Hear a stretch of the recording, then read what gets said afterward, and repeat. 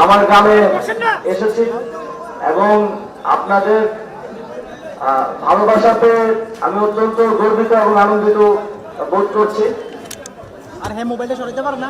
আপনারা জানেন একটি দীর্ঘ রক্তক্ষয়ী লড়াইয়ের পরিস্থিতি তৈরি হয়েছিল, জনগণের মধ্যে যে সংখ্যা তৈরি হয়েছিল, ইতিমধ্যেই সরকার অনেকগুলো উদ্যোগ নিয়েছে। বিশেষ করে মেট্রোপলিটন সিটিগুলোতে ছিনতাইয়ের সংখ্যাটা খুব বেড়ে গিয়েছিল। সরকার টহল জোরদার করেছে। এখন আপনারা দেখবেন ঢাকার প্রতিটি মোড়ে মোড়ে বিভিন্ন বাহিনীর টহল রয়েছে এবং বাহিনীগুলো অ্যাক্টিভ অবস্থায় আছে। আমরা আশা করছি খুব দ্রুত সময়ের মধ্যেই আইনশৃঙ্খলা পরিস্থিতি নিয়ন্ত্রণে চলে আসবে এবং এই ধরনের যে ছিনতাইয়ের ঘটনা বেড়ে গিয়েছিল সেটা খুব দ্রুতই নিয়ন্ত্রণে চলে আসবে। এই বিষয়ে স্থানীয় সরকার নির্বাচনের বিষয়ে এখনো আলোচনা চলছে। এ বিষয়ে কোনো চূড়ান্ত সিদ্ধান্ত হয়নি। এ বিষয়ে একটা সিদ্ধান্ত হয়তো দ্রুত আপনারা জানতে পারবেন।